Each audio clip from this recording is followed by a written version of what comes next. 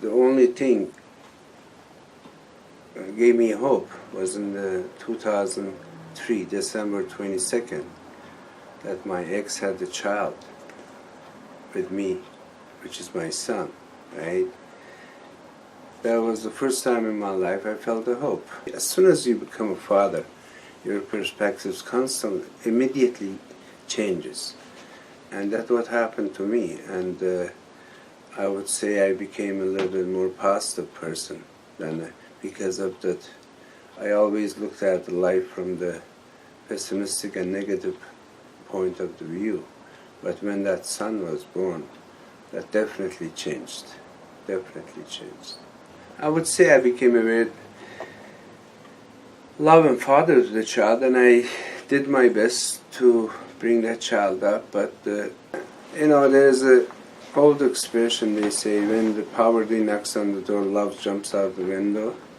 I think that's what happened because of the recession of 2008, when my mismanagement of my business. I used to have car dealerships, and when they went down, she became, and I lost my condo, our condo, and she became a very, very angry person, and I think that would provoke her, and it's been hell since, in a way. About 2 weeks ago became 2 years that I haven't seen my child. Okay. And the reason I haven't seen my child, because I was seeing him under the supervision of an excess program, and that was the period that family court asked one of the lady by the name of Marcy to be advocate for my son and come and search what's going on with the family. And she came and she interviewed family. She met with the brother of the child. She met the first child's father, and she took us to baseball game, and she realized that the mother is the isolator, and she was going to report to the court. And my ex and her lawyer, they knew that, and immediately to put a stop to that, they said the child is not happy because when we were saying goodbye in August of 2016, an access program, I hugged them, and child is not comfortable with the hug, and since that day they haven't let me see my child. All the 40 some odd charges they laid against me, I never find guilty of any of them. Like, I have no criminal record of doing anything wrong, right? And if I haven't done anything wrong, if I'm not guilty, why is the reason they don't let me see my child? 3 months later, she goes and she starts laying another charges because now I'm going after the custody of the child. This time, she pulls the ace one, and she says that I have inappropriately touched the child. And from there, they took me at night, right? And they charged me for something, I don't know, like for calling her or something, which is I never did. Following day, they released me from the Thousand Finch. I went to work. 2 o'clock in the afternoon, they came to my work, back to back. They took me back to the police station from my work, which is I lost that job, by the way. And this time they charged me for inappropriately touching my child. And then I didn't see him for a year and a half or something till they brought him to court, right?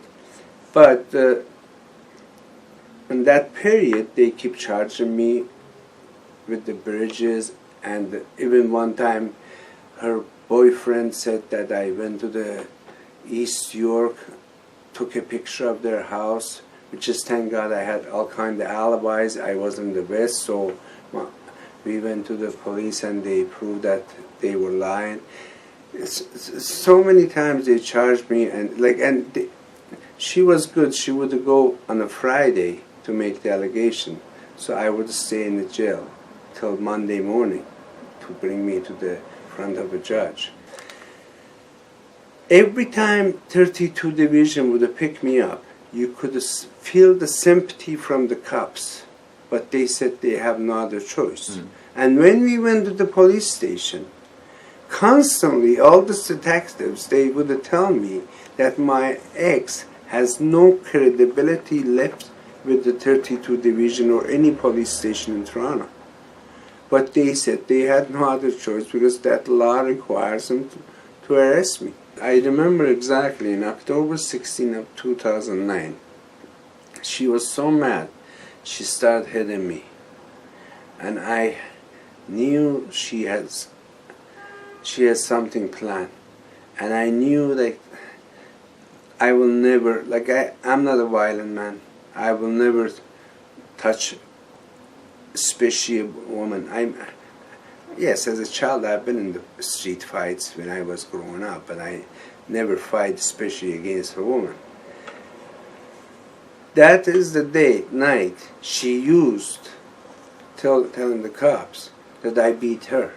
There was other way around, but she used it against me that day. And even detectives, they telling me this case shouldn't have gone to court. But despite the fact we went to the court and I got acquitted, right? But damage was already done. That to my life to get lost in the paperwork of a system. And there's so many victims like me out there that why? I just don't understand why it has to be like that. And whatever we say, whatever I have done for the last 8-9 years has been like screaming on the water. Like nobody hears you. No, and seems like nobody cares. Like someone else is playing the role of my father, father to my child. And probably they think the original father, which is me, I'm the worst guy ever, and they rescue this child, right? So it is not true. The truth has to come out eventually. Like I had to give up. The reason I give up because my child, since 6 years old, he has been interviewed so many times with the police, Children Aid Society, boots camp. Like my ex used this child to the maximum, right? And just to leave that child, like I said, okay, I back up as long as you back up too. As long as Children Aid Society doesn't have to interfere with his life, and just to let him to live his life. And I'm 100% sure one day he'll be back. Everything looks so dark. I just couldn't see any hope. I was getting up 2 o'clock in the morning. I couldn't sleep. I couldn't eat properly. And it was just 1 month, and I lost almost 20 pounds. And I was very, very,